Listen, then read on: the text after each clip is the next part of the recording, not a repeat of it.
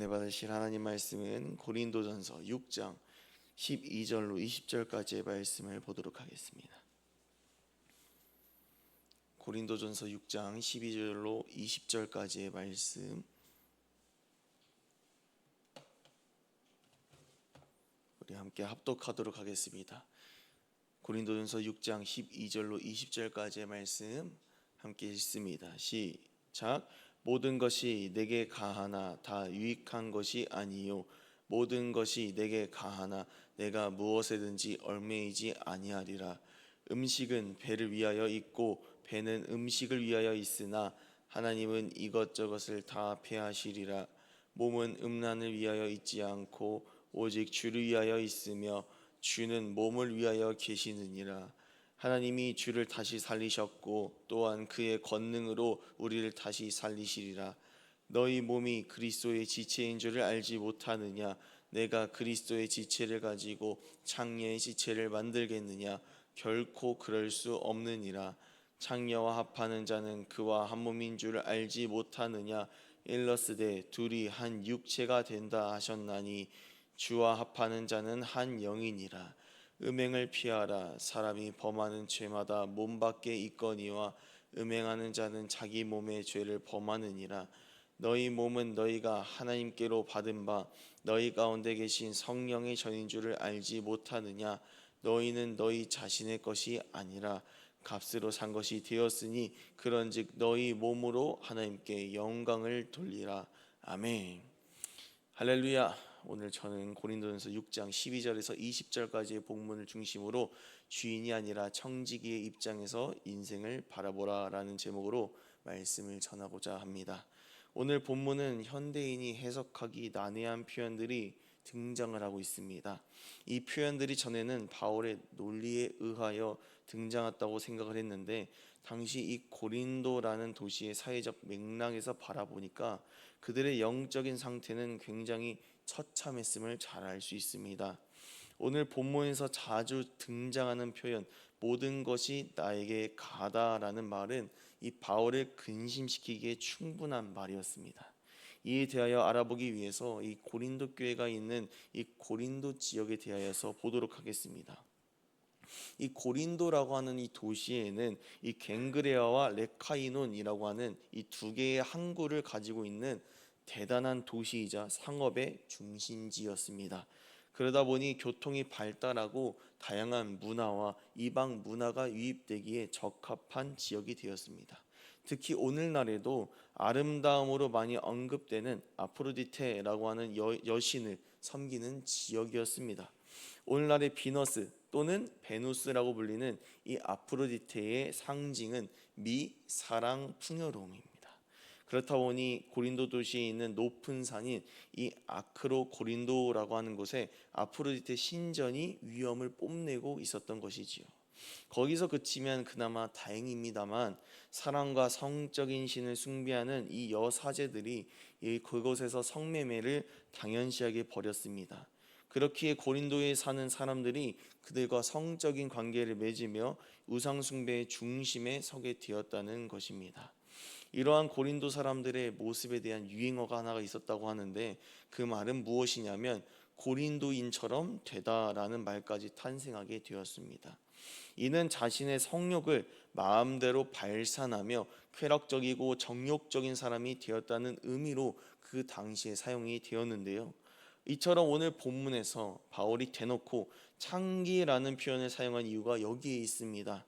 수많은 사람들이 이에 대한 유혹을 이기지 못하고 스스로 합리화했기 때문입니다.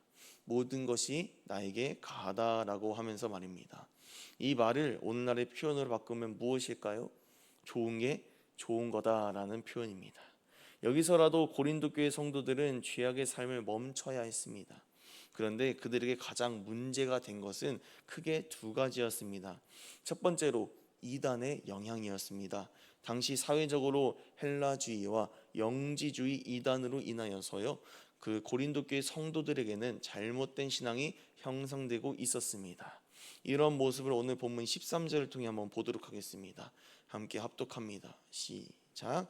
음식은 배를 위하여 있고 배는 음식을 위하여 있으나 하나님은 이것 저것을 다 패하시리라. 몸은 음란을 위하여 있지 않고 오직 주를 위하여 있으며 주는 몸을 위하여 계시느니라. 아멘. 이 초기 기독교 이단인 영지주의는 쉽게 말해 영과 육을 분리하여 이해하고 영적인 것만이 가장 중요한 것이다 라고 주장하는 초기 기독교의 이단입니다. 그렇게 육신은 무조건 더럽고 추악하다고 생각하기에 예수님께서 이 땅에 사람들의 몸을 입고 오신 성육신도 부정하는 사람들입니다. 그렇기에 그들이 이 세상에서 살아갈 때에는 마음대로 살아도 되는 것입니다. 육신의 죄악은 자신의 영혼에게 결코 영향을 줄 수 없다고 생각하기에 성적인 타락과 영적인 간음을 마음대로 범했던 것입니다. 두 번째로 방종주의가 있었습니다. 이와 앞서 설명드린 영지주의와 비슷하게 육신이 범하는 죄의 결과를 영혼에게 미치지 못한다고 생각하는 것입니다. 13절에서 말하는 것처럼 음식물이 배를 위해서 채워지나 결국 비워지고 사라지는 현상에 빗대어서 주장하고 있습니다. 이처럼 육신은 음식물과 같이 사라질 존재이기 때문에 결국 영혼에게 영향을 주지 못한다는 어리석은 생각과 이론을 가지고 있었던 것입니다. 이에 대하여서 바울이 반박과 다시금 가르침을 주는 본문이 오늘 말씀인 것이지요. 바울은 그들이 주장하는 육체에 대하여서 완전히 다른 관점으로 권면을 하고 있습니다. 그것이 오늘 제목처럼 청지기의 관점으로 우리의 육체를 바라보고 있다는 것입니다. 고린도 도시에 사는 사람들은 자신의 몸을 쾌락을 즐기는 수단적인 목적을 가지고 사용했습니다. 또 자신의 몸의 주인이 자기 자신인 것 마냥 주인의 관점에서 육신을 바라보고 마음대로 남용했습니다. 그런데 바울은 그렇게 살아가는 자들에게 말씀으로 회개를 이끌어내고자 강력하게 말하고 있습니다. 15절을 보니까 바울이 결코 그럴 수 없는디나 라고 하는 말을 통하여서 그들을 향한 바울의 간절한 마음을 잘 알 수가 있습니다. 이에 대해서 요한도 동일하게 알려주고 있는데 이 사도 요한이 말한 요한 3서 1장 2절 말씀을 한번 보도록 하겠습니다. 요한 3서 1장 2절 다 함께 합독합니다. 시작. 사랑하는 자여, 내 영혼이 잘된 같이 내가 범사에 잘되고 강건하기를 내가 간구하노라. 아멘. 대부분의 그리스도인들의 집에 이 말씀이 액자로 많이 붙어 있을 것입니다. 그만큼 잘되기를 바라고 복에 대하여 간절하다는 것이지요. 그런데 이 말씀에는 하나의 중요한 영적인 원리가 담겨져 있습니다. 거의 모든 사람들은 잘됨 같이라는 표현에 집중을 하고 있지만 오늘 우리가 기억해야 될 영적인 원리는 무엇이냐면 영혼과 범사의 관계입니다. 우리가 범사에 늘 잘되기 위해서는 우리의 영혼이 잘 되어야 합니다. 즉 하나님과의 영적인 관계가 바로 서야 우리의 삶에서도 복을 누리게 된다는 것입니다. 그렇게 우리가 잘 아는 말씀 딱 한 구절을 가지고서도 이 영주주의의 핵심 주장을 완전히 타파할 수 있다는 것이지요. 우리의 영혼과 이 세상의 삶은 매우 긴밀하게 연결되어 있습니다. 그래서 우리가 피곤을 이기고 새벽부터 주의 전에 나와 기도하는 것이고 말씀으로 채우는 것입니다. 사랑하는 여러분, 우리가 오늘 본문을 통해서 기억해야 할 것은 무엇입니까? 하나님께서 우리에게 허락하신 이 세상의 삶을 정욕적인 내 마음대로 사는 것이 아니라 오직 하나님의 영광을 위하여서 사용해야 할 줄로 믿습니다. 특히 우리의 삶이라는 이 큰 범위 안에는 우리가 가진 건강도, 물질도, 시간도 포함된다는 것을 기억해야 합니다. 고린도 교회 성도들에게 있어서 가장 큰 유혹과 시험은 음란과의 싸움이었습니다. 이방신을 경배하는 신전마다 엄청난 수의 성적으로 타락한 이방 여사제들이 성도들의 시선을 빼앗고 그들로 하여금 음욕을 품게 하였습니다. 그렇게 넘어진 성도들이 아마도 이렇게 변명했을 것입니다. 영지주의자들이 말하는 것을 들어보니까 우리가 몸으로 짓는 죄는 우리의 영혼에 아무런 영향을 미치지 않아 라고 말입니다. 그렇게 이단의 교리를 자신의 죄악을 합리화하는 방패로 삼아서 죄의 구덩이 속으로 빨려 들어가고 있는 이 현실을 이 사도 바울이 오늘 말씀을 통해 냉철하게 지적하는 것이지요. 저와 여러분도 이 말씀에서 한치도 자유로울 수 없음을 인정해야 합니다. 음욕이 문제가 아니라 하나님께서 우리에게 허락하신 모든 것을 우리의 권리로 여기게 되어진다면 오늘 본문에서 방종하며 죄를 짓는 고린도 교회, 고린도 도시의 사람들과 다를 것이 없다는 것입니다. 여러분들에게 주신 건강을 하나님을 위해 사용하시고 계십니까? 또 주님이 주신 물질과 직장을 하나님 나라를 위해 얼마나 사용하십니까? 우리는 이러한 질문에서 결코 벗어날 수가 없습니다. 그러나 우리는 반드시 이러한 질문에서 자유함을 얻어야 될 줄로 믿습니다. 이것이 주님이 원하시는 믿음의 분량인 줄로 믿습니다. 만일 여러분들의 눈앞에 두 가지의 선택지가 있다고 가정해 보겠습니다. 하나는 새벽 기도의 참석권과 다른 하나는 10억 원짜리 수표입니다. 무엇을 선택하시겠습니까?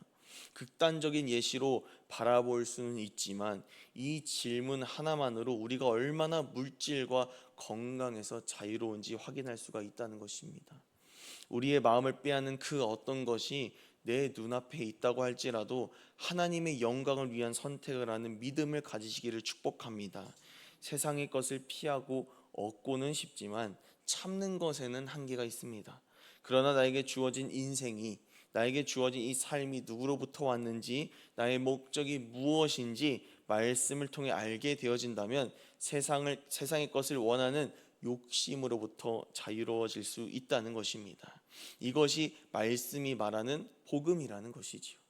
누가복음 4장 18절에서 19절 한번 보도록 하겠습니다. 누가복음 4장 18절에서 19절 말씀 함께 합독합니다. 시작. 주의 성령이 내게 임하셨으니 이는 가난한 자에게 복음을 전하게 하시려고 내게 기름을 부으시고 나를 보내사 포로된 자에게 자유를, 눈먼 자에게 다시 보게 함을 전파하며 눌린 자를 자유롭게 하고 주의 은혜의 해를 전파하게 하려 하심이라 하였더라. 아멘. 사랑하는 여러분, 예수로 자유하시기를 축복합니다. 예수님께서는 십자가로 우리의 모든 연약함과 결박에서 자유하게 하셨습니다. 이것이 우리가 믿는 복음입니다. 이렇게 복음을 믿음으로 받아들이고 인정하는 자에게 주어지는 복이 우리의 몸으로 하나님께 영광을 돌리는 인생이라고 하는 것입니다. 우리 속에 성령이 직접 내주하셔서 성전이 됩니다. 세상의 것으로부터 그렇게 우리가 더욱 자유해야 될 줄로 믿습니다. 또한 이 세상의 것을 다스리고 초월해야 합니다. 이런 모든 비결은 무엇이냐? 오늘 제목과 같이 우리의 삶을 주인의 관점에서 바라보지 않고 청지기의 관점에서 바라보고 해석해야 합니다. 우리의 인생은 우리의 것이 아니라 하나님의 것입니다. 길면 100년, 120년의 시간을 우리에게 맡겨주셨습니다. 건강을 맡겨주시고 가정도 맡겨주시고 물질도 맡겨주셨습니다. 주님이 우리의 삶에서 물질을 찾으실 때에 기쁨으로 내어 드리시기를 축복합니다. 여러분에게 허락하신 건강을 주의 나라와 교회를 위해 사용하시기를 축복합니다. 그래서 우리 인생의 끝에는 주님이 우리의 영혼을 찾으실 때에 기쁨으로 주님의 나라에 입성하는 우리 복된 모든 지구촌 소망 가족 여러분들이 되시기를 간절히 축복합니다. 이 시간 함께 공동기도문 선포하고 기도의 자리로 나아가도록 하겠습니다. 함께 기도합니다. 시작. 우리에게 가장 좋은 것으로 채워주시는 하나님 감사합니다. 이 세상에서 살아갈 모든 것을 채워주시고 공급하여 주시는 은혜를 기억하게 하시고 감사로 영광을 돌리는 인생이 되기를 원합니다. 모든 인생을 주님께서 우리에게 맡겨주셨음을 고백하며 주인이 아닌 청지기의 자리에서 말씀에 순종하게 하여 주시옵소서. 세상의 것을 바라보는 인생이 아니라 세상이 원하는 모든 것을 초월하고 다스리는 하나님과의 관계가 바로 선 주의 자녀들이 되게 하옵소서. 감사드리며 예수님의 이름으로 기도합니다. 아멘.